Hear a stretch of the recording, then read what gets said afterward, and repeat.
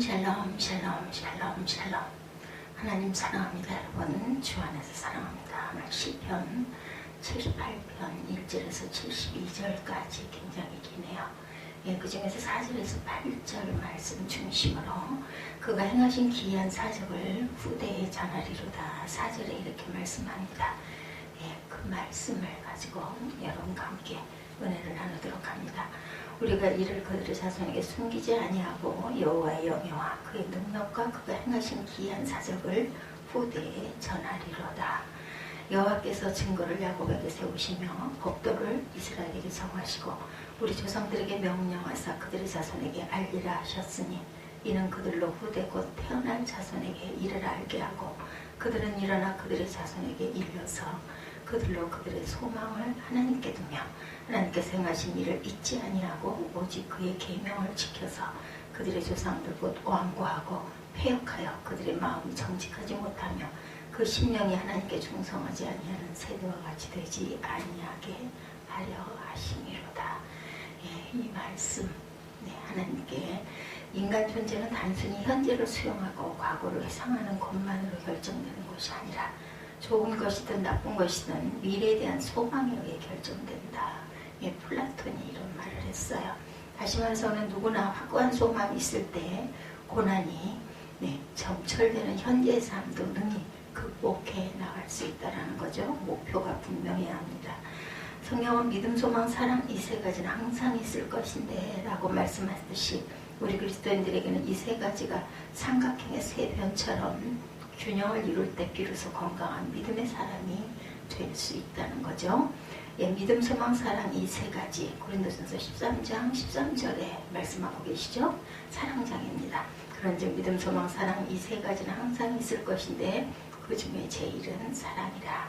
그럼에도 불구하고 우리가 믿음을 가지고 세상을 살아가고 있지만 때로 그 믿음이 흔들릴 때가 있고 심지어 어느 때는 예수님의 제자들을 책망하신 것처럼 믿음이 전혀 없는 사람처럼 행동할 때가 있습니다. 야고보서 4장 40절에 이에 제자들에게 이르시되 어찌하여 이렇게 무서워하느냐 너희가 어찌 믿음이 없느냐 이렇게 말씀하시죠. 알고 보면 나만 그런 것이 아니라 누구나 믿음이 흔들릴 수 있기 때문에 하나님은 어떻게 해야 생명에 닿는 날까지 흔들림 없는 믿음을 지켜나갈 수 있을 것인가에 대해서 성경 여러 곳에서 말씀하고 계십니다. 오늘 성경도 그 중에 하나죠. 후대에 하지 않아야 할 것들입니다. 하나님은 십계명 돌비 외에 단 한 페이지의 성경도 기록하여 주신 적이 없습니다. 모든 성경이 다 입을 통해서 구전을 통해서 전해진 것을 후대에 기록한 것이 오늘 우리가 가지고 있는 성경입니다. 출애굽기 34장 27절에 보면 여호와께서 모세에게 이르시되 너는 이 말들을 기록하라. 내가 이 말들의 뜻대로 너와 이스라엘 언약을 세웠음이니라 하시니라 이렇게 말씀하고 계시록 1장 29절에도 그러므로 내가 본 곳과 지금 있는 일과 장차 될 일을 기록하라고 말씀하셨죠. 그러나 아무리 성경을 기록하였다 할지라도 그것을 누가 가르쳐주지 않으면 스스로 깨달을 수는 없습니다. 설령 깨달았다고 할지라도 누구에게 전하고 가르치지 못한 채 이 세상을 떠나버렸다면 그 믿음은 아무런 의미가 없이 그냥 없어져 버리죠. 그러므로 성경 말씀 먼저 내가 잘 깨달아야 되고 그것을 후손들에게 전해야만 자손 대대로 행복할 수가 있는데 오늘 성경이 하나님께서 우리에게 일일이 직접 말씀하실 수 없기 때문에 시편 기사 아삽을 통해서 대신 예언하게 하신 말씀입니다. 78편은 아삽의 마스길 내 백성이여 이렇게 시작합니다. 내 율법을 들으며 내 입의 말에 귀를 기울일지어다. 내가 입을 열어 비유로 말하며 예로부터 감추었던 것을 드러내려 하니 이렇게 말씀하시죠.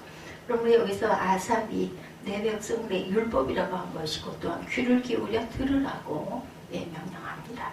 또한 비유라는 말 마샬은 속담 격언이라는 뜻이고 예로부터 감추어졌던 것을 드러내려 하는 그런 말이다. 수수께 껴가지고 죄인들에게는 알지 못하도록 감추었던 계시를 우리의 후손들이 쉽게 이해할 수 있도록 밝히 드러내신다는 뜻입니다. 이는 하나님께 얼마나 우리가 하나님을 믿고 그 말씀대로 순종하여 복된 삶을 살기를 원하는지를 우리를 향한 하나님의 사랑과 열심으로서 우리가 볼 수가 있죠.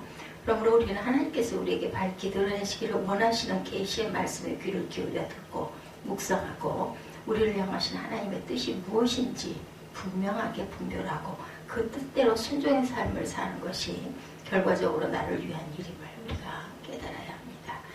시편 78편 3절에 보면 이는 우리가 들어서 아는 바요 우리 조상들이 우리에게 전한 바라. 여기서 전한 바라는 말 샤마라고 하죠. 예, 자세히 말하다 이야기하다 또는 성경을 기록하고 가르치는 서기관이라는 뜻을 갖고 있습니다.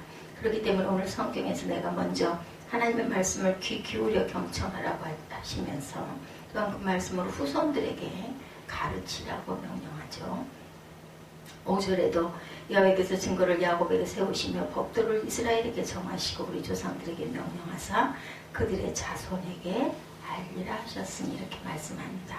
세상의 어떠한 종교의 경전과 달리 하나님의 말씀인 성경은 누구나 읽고 듣고 쉽게 이해할 수 있는 문자로 우리의 기억에 남을 수 있는 실제 인물과 역사를 드라마틱하게 기록하신 것이죠. 그 대표적인 성경이 바로 모세오경에 기록된 출애굽의 역사 이야기로 오늘 성경의 한 장으로 압축하여 기록되어 있고 이것을 이스라엘 자손들이 그 자손들에게 대대로 가르쳐서 알게 해야 할 것을 오늘 성경에 말씀하고 있는 것입니다. 왜 자손들이 목격하지 못했던 출애굽 그 사건을 자손 대대로 가르쳐 알게 하라고 하시는 이유는 과연 무엇일까? 그것은 후대에 태어날 이스라엘 자손들이 만일 그 부모들이 가르쳐주는 성경 말씀을 듣고 읽는 가운데 오로지 소망은 출애굽의 하나님을 믿기만 하면 세상을 살아가는 동안 어떤 어려움에 닥쳐올지라도 염려하거나 두려워하거나 절망하거나 낙심하지 않고 도리어 희망을 품고 살아가게 하기 위함이었다는 거죠. 6절에도 보면 이는 그들로 후대 곧 태어날 자손에게 이를 알게 하고 그들은 일어나 그들의 자손에게 일러서 7절이죠. 그들로 그들의 소망을 하나님께 두며 하나님께서 행하신 일을 잊지 아니하고 오직 그의 계명을 지켜서 이렇게 말씀합니다. 역사의 주권자이신 하나님에 대해서 후대에 전해야 될 것 그리고 하나님에 대해서 말씀합니다. 오늘 성경의 본문 앞부분 6절은 여호와 하나님께서 이스라엘의 조상 야곱을 택하신 사건이 기록되어 있습니다. 주전 1500년 전 예수님 오시기 1500년 전 모세오경에 기록된 말씀이죠. 5절에 여호와께서 증거를 야곱에게 세우시며 법도를 이스라엘에게 정하시고 우리 조상들에게 명령하사 그들의 자손에게 알리라 하셨으니 오늘 성경 뒷부분 70절은 여호와 하나님께서 다윗을 이스라엘 왕으로 세우신 사건으로 주전 1000년 전의 기록으로 500여 년의 간격이 있어요. 78편 70절에 보면 또 그의 종 다윗을 택하시되 양의 우리에서 취하시며 전양을 지키는 중에서 그들을 이끌어내사 그의 백성인 야곱 그의 소유인 이스라엘을 기르게 하셨다 이렇게 말씀합니다. 2절에 보면 그럼에도 불구하고 야곱을 택하신 이도 야훼 하나님이시고 다윗을 택하신 이도 동일한 여호와 하나님이시죠. 야곱을 택하시고 다윗을 택하신 그 하나님이 바로 저와 여러분들을 하나님의 자녀로 택하신 아버지 하나님도 동일한 여호와 하나님 같은 분이시죠. 에베소서 1장 4절에 곧 창세 전에 그리스도 안에서 우리를 택하사 우리로 사랑 안에서 그 앞에 거룩하고 흠이 없게 하시려고 그 기쁘신 뜻대로 우리를 예정하사 예수 그리스도를 말미암아 자기 아들이 되게 하셨다 이렇게 말씀합니다. 이는 우리에게 무엇을 가르치는 말씀일까? 이 땅에 태어난 인간은 어느 누구도 예외가 없이 때가 되면 죽음으로 이 세상을 떠나는 유일한 존재였지만 야훼 하나님을 가고 오는 모든 인간의 생사화복을 주정하시는 역사의 주권자가 되심을 뜻합니다. 사무엘상 2장 6절에 보면 여호와는 죽이시기도 하시고 살리기도 하시며 수월에 내리기도 하시고 거기에서 올리시기도 하시는도다 이렇게 말씀하죠. 야곱을 택하시고 다윗을 택하시고 오늘 우리를 택하신 역사의 주권자이신 하나님의 손에 달려 있음을 믿고 그 하나님을 나의 인생의 주인과 주권자를 삼을 때만이 영원한 소망이 있다라는 거죠. 사무엘상 2장 7절에도 여호와는 가난하기도 하시고 부하기도 하시며 낮추기도 하시고 높이기도 하시는도다. 정말 하나님이 그런 분이라면 왜 세상이 왜 이렇게 정말 엉망이 되도록 그냥 내버려 두실까? 아무리 법이 있고 교회가 있어도 억울하고 불쌍하고 멸시받는 사람들이 많고 인간들이 점점 더 악해지기만 하는데 역사의 주권자이신 하나님은 왜 잠잠하실까? 왜 침묵하고 계실까? 왜 아무런 조치도 취하지 않는가라고 반문하는 사람들이 많죠. 과연 그 이유가 무엇이며 그에 대해 성경은 무엇라고 답을 하고 계실까요? 그 이유는 인간들이 하나님을 역사의 주권자라 인정하기를 거부하고 하나님의 존재를 부인하고 자신들이 역사의 주권자인 줄 착각한 채 하나님을 거부하기 때문이죠. 이 사무엘상 2장 10절에 야훼를 대적하는 자는 산산이 깨어질 것이라 하늘에서 우레로 그들을 치시리로다. 여호와께서 땅 끝까지 심판을 내리시고 자기 왕에게 힘을 주시며 자기의 기름 부음을 받은 자의 뿔을 높이시리로다 하니라. 그와 같은 역사의 한 페이지가 마땅히 하나님을 역사의 주권자로 모시고 살아가야 할 이스라엘 민족의 불신앙과 불순종이 어떠했는지 출애굽기에 나타난 이스라엘의 역사를 통해서 가고 오는 이스라엘 자손들에게 교훈하고 주시는 말씀이죠. 세 번째, 이스라엘의 범죄에 대해서 말씀을 하시죠. 하나님께서 우리를 역사의 주권자이신 하나님을 알게 하시고 또한 여호와의 율법을 우리가 묵상하도록 해주시고 그리고 또한 후대에 전하라고 말씀하시죠. 그리고 이스라엘의 범죄에 대해서 여호와 하나님은 하나님이 분명히 살아계시고 이스라엘을 얼마나 사랑하시는지를 광야 40년의 여정을 통해서 갖가지 기적을 체험하게 하심으로 알게 하시죠. 오늘 본문 13절에 보면 그가 바다를 갈라 물을 무더기같이 서게 하시고 그들을 지나가게 하셨어요. 홍해바다 그리고 요단강이죠. 4절에 14절에도 낮에는 구름으로 밤에는 불로 인도하셨죠. 구름기둥 불기둥으로 15절에도 광야에서 반석을 쪼개시고 매우 깊은 곳에서 나오는 물처럼 흡족하게 마시게 하셨으며 또 바위에서 시내를 내사 물이 강같이 흐르게 하셨다 이렇게 말씀합니다. 만일 오늘 우리가 이스라엘 백성들처럼 홍해와 구름기둥과 불기둥과 반석의 생수의 기적 가운데 단 하나만 체험을 한다면 분명히 살아계신 하나님이라고 고백하고 하나님을 나의 주권자로 삼고 그 말씀에 늘 복종하고 살겠죠. 그러나 이스라엘 백성들은 그와 같은 여러 가지 기적을 체험함에도 불구하고 하나님을 믿지 않았고 때로 어려울 때는 하나님의 구원을 의지하지 않고 원망과 불평을 입에 달고 살았어요. 그것을 가리켜서 성경은 지존자이신 하나님을 배반했다 이렇게 말씀합니다. 오늘 보면 17절이죠. 그들은 계속해서 하나님께 범죄하여 메마른 땅에서 지존자를 배반하도다. 여기서 배반하였도다라는 말은 봐라. 하나님의 백성에게 도저히 있어서는 안 되는 죄악으로 반역하다, 완고하다, 반항하다라는 뜻을 갖고 있습니다. 그래서 마라의 쓴물 여러분들 아시죠? 그것은 배운 망덕한 죄로 하나님께서 이미 불순종하는 자에게 경고하신 진노와 저주를 자청하는 것이었습니다. 21절에도 그러므로 야훼께서 듣고 노하셨으며 야곱에 불같이 노하셨고 또한 이스라엘에게 진노가 불타올랐다 이렇게 증거합니다.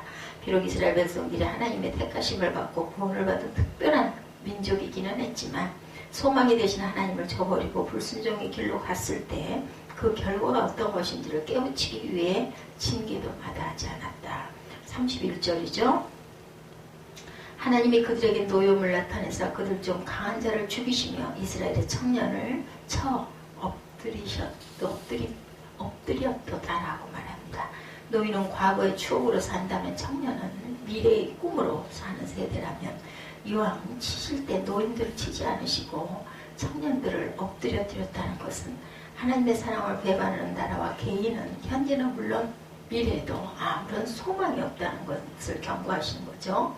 그렇다면 이스라엘 백성들은 그와 같은 징계를 받고 나서 정신을 차리고 다시는 하나님을 배반하지 않았을까? 그렇지 않죠. 출애굽세대가 죽고 가나안 세대가 되었어도 사사시대가 죽고 이스라엘 왕국시대가 되었어도 이스라엘 민족은 여전히 하나님을 배반하기를 반복합니다. 그 때문에 이방의 침략을 받고 법궤를 빼앗기고 성전은 불타고 무너지고 심지어 이방 나라의 포로가 되어서 나라가 멸망을 당해도 이스라엘은 배은망덕한 죄를 끝내지 않고 계속합니다. 오늘 보면 60절이죠. 사람 가운데 세우신 장막 곧 실로 성막을 떠나시고 그가 그의 능력을 포로에게 넘겨주시며 그의 영광을 대적의 손에 붙이시고 그가 그의 소유 때문에 분내사 그의 백성을 칼로 넘기셨으니 그들의 청년은 불에 살라지고 그들의 처녀들은 혼 노래를 들을 수 없었으며 그들의 제사장들은 칼에 엎드러지고 그들의 과부들은 애곡도 하지 못하였다. 기가 막힌 내용이죠. 60절에서 64절까지. 이는 이스라엘 백성들이 하나님께 소망을 두지 않고 세상에 소망을 두고 살아갈 때 결국 아무런 소망이 없는 멸망에 이르고야 말을 깨우치려는 거죠. 그러나 진노 중에도 자비를 잊지 아니하시는 하나님은 이스라엘 백성들이 뒤늦게 고통 중에 돌이켜 하나님을 간절히 찾았을 때 하나님이 그들을 긍휼히 여기시고 그들의 죄악을 덮어주시고 진노를 돌이키기를 여러 번 하셨기 때문에 이스라엘의 살아남아 역사 속에 현존하고 있는 것이죠. 예, 본문 38절에도 오직 하나님은 긍휼하심으로 죄악을 덮어주시어 멸망시키지 아니하시고 그의 진노를 여러 번 돌이키시며 그의 모든 분을 다 쏟아내지 아니하셨으니 물론 하나님은 그와 같은 이스라엘 백성들에게 때로 징계하시고 심판하심으로 고난을 받게 하셨지만 하나님이 아무리 벌하실지라도 일시적으로 회개하는 것 같지만 결국은 원점으로 다시 돌아가 범죄하게 되는 것을 잘 알고 계셨어요. 하나님은 그와 같은 이스라엘의 고질적인 문제를 근본적으로 해결하기 위해서 새로운 계획을 하시고 그것을 실천하십니다. 그것은 종전의 이스라엘 여러 지파 가운데 에브라임 지파가 중심이 되었으나 이후로는 유다 지파를 핵심 지파로 바꾸시고 그 후손인 다윗을 통해서 새로운 이스라엘을 세우시고자 하는 것이었죠. 오늘 보면 67, 8절에 보면 요셉의 장막을 버리시며 에브라임 지파를 택하지 아니하시고 오직 유다 지파와 그가 사랑하시는 시온산을 택하셨으며 다윗은 왕이 되기 전 베들레헴 들판에서 양을 치던 목자로 양떼를 푸른 초장에 쉴만한 물가로 인도하는 선한 목자로 양을 기르게 하시죠. 71절에 보면 전양을 지키는 중에서 그들을 이끌어내사 그의 백성인 야곱 그의 소유인 이스라엘을 기르게 하셨더니 이는 후일에 다윗의 후손으로 세상에 오시는 메시아는 양을 푸른 초장과 쉴만한 물가로 인도할 뿐만 아니라 양을 위해 목숨을 걸기까지 양을 사랑하고 양을 구원하는 선한 목자만이 우리에게 영원한 찬송의 마음이 되실 것이라는 것을 예언하는 말씀입니다. 물론 그와 같은 하나님의 계획이 아삽 시대 당장 이루어지지 않았지만 마침내 때가 오매 아브라함과 다윗의 자손으로 하나님의 독생자 예수 그리스도를 선한 목자로 세상에 보내셔서 영원한 소망이신 하나님을 믿게 하시고 우리를 영원한 하나님의 나라로 이끄는 선한 목자가 되게 하신다는 거죠. 요한복음 10장 14~15절에 나는 선한 목자라 나는 내 양을 알고 양도 나를 아는 것이 아버지께서 나를 아시고 내가 아버지를 아는 것 같으니 나는 양을 위하여 목숨을 버리노라 이렇게 증거합니다.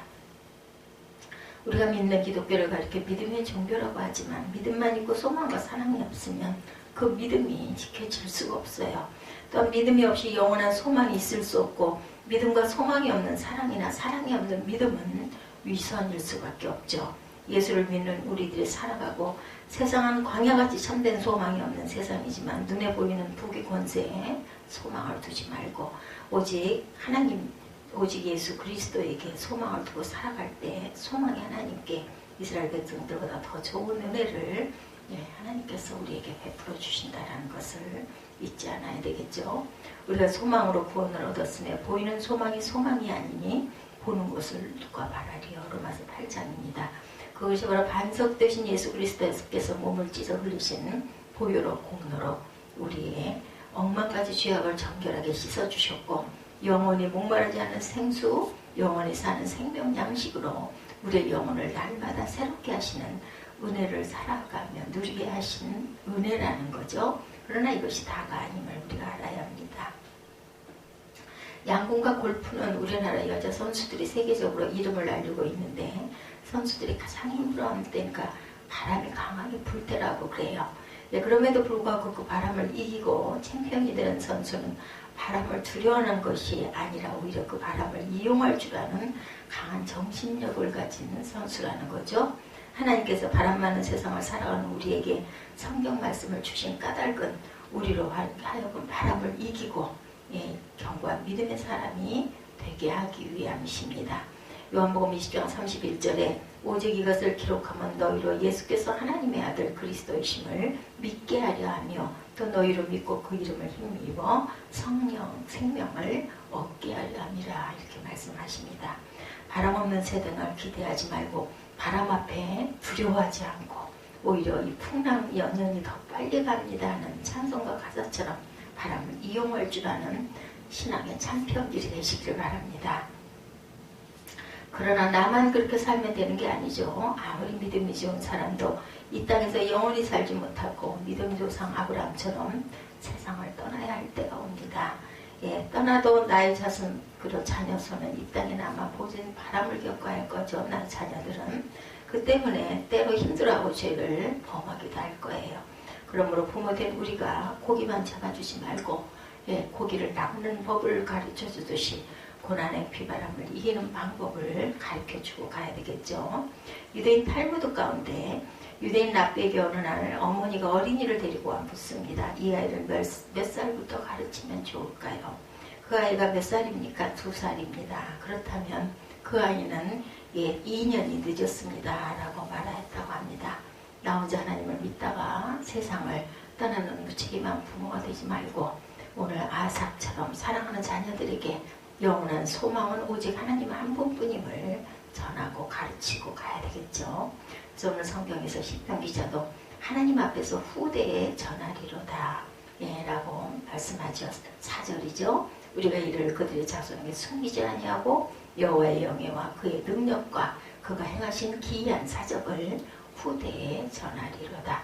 그래서 오늘 제목이 그가 행하신 기이한 사적을 후대에 전하리로다입니다. 그것만이 다가 아니죠.